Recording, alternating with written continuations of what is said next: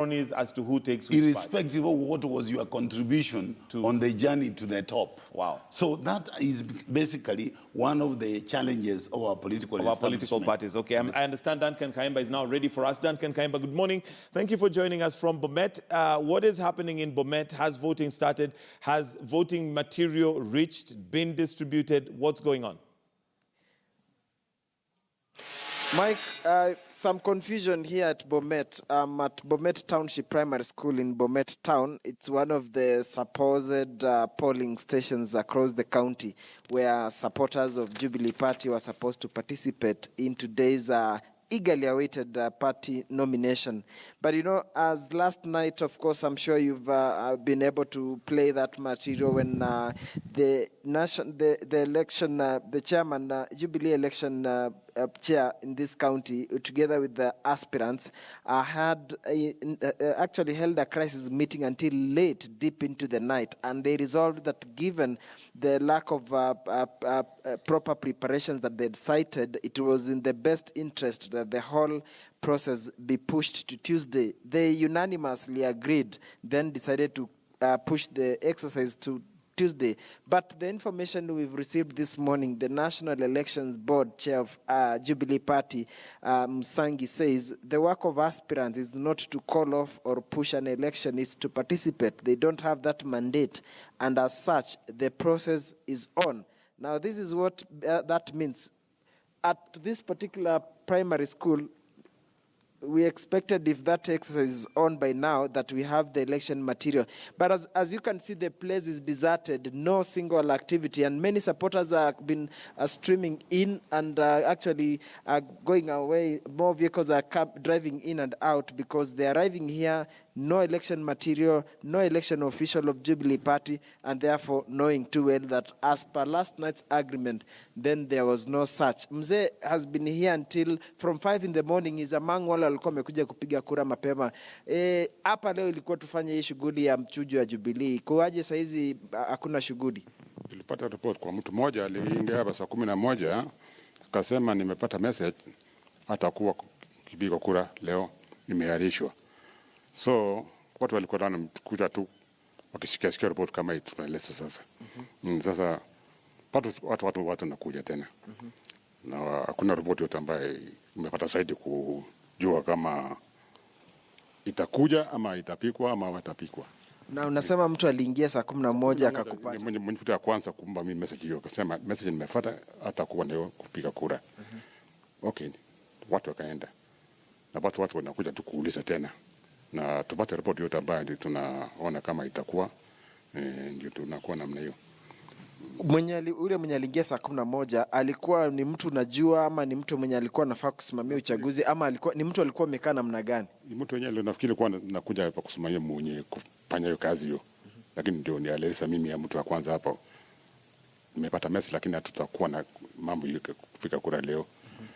So watu naelezana na watu tu hivi namna hiyo vile alisema. Na watu wengi wamesema tena namna hiyo kurudia namna hiyo. Hawatakuwa na kura hiyo. Nasema angawa wengine wanasema karatasi yenyewe iliingia kidogo. Hatujui sasa si leo sasa. Sababu ni mmoja anakaa hapa tu hapo. Chunga tu hapo tu.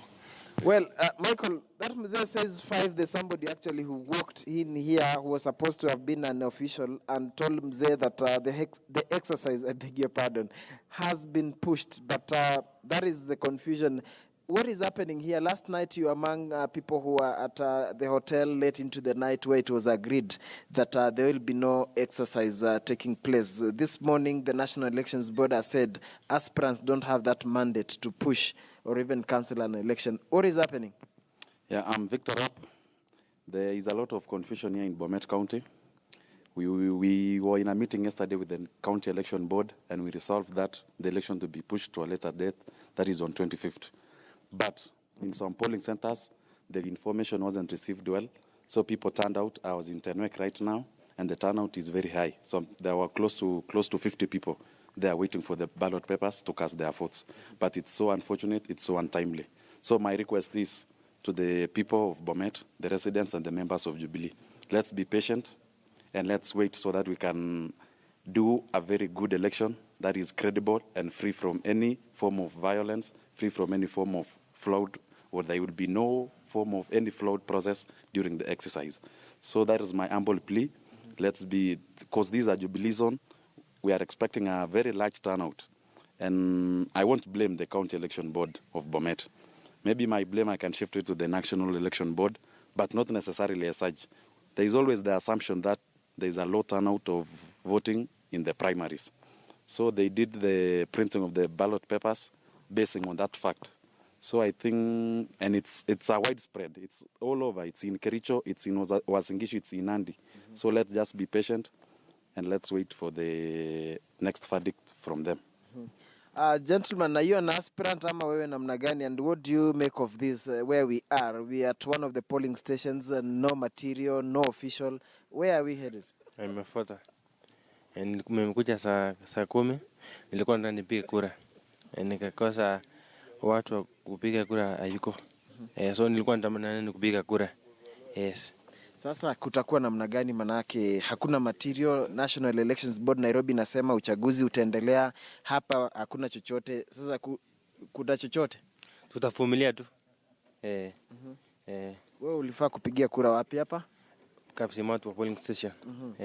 Okay. Yeah. Gentleman, drive, I've seen you driving in. Sasa wewe pia ulikuwa, tulidhani unaleta karatasi za kura, manake you have a very big car. Nilikuja kupiga kura. Mimi ni Charles Langat. Mimi ni mkaaji wa Bomet. Napiga kura yangu hapa Bomet Primary. Nimekuja kupiga kura ndio nikapata, unfortunately nikapata hakuna exercise. Hata tunashangaa Jubilee Party wangefaa wachipange ndio watupe free and fair nomination. Yeah, that is one we want in Bomet County.